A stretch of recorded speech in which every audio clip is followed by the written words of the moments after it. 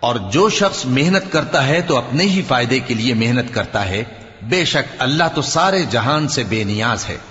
اور جو لوگ ایمان لائے اور نیک عمل کرتے رہے، ہم ان کے گناہوں کو ان سے دور کر دیں گے اور ان کو ان کے اعمال کا بہت اچھا بدلہ دیں گے۔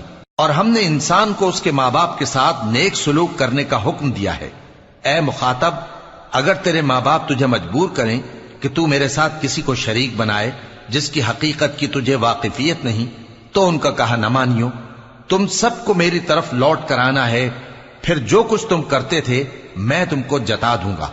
اور جو لوگ ایمان لائے اور نیک عمل کرتے رہے، ان کو ہم نیک لوگوں میں داخل کریں گے۔ اور بعض لوگ ایسے ہیں جو کہتے ہیں کہ ہم اللہ پر ایمان لائے، پھر جب ان کو اللہ کے رستے میں کوئی ایذا پہنچتی ہے تو لوگوں کے ایذا پہنچانے کو یوں سمجھتے ہیں جیسے اللہ کا عذاب۔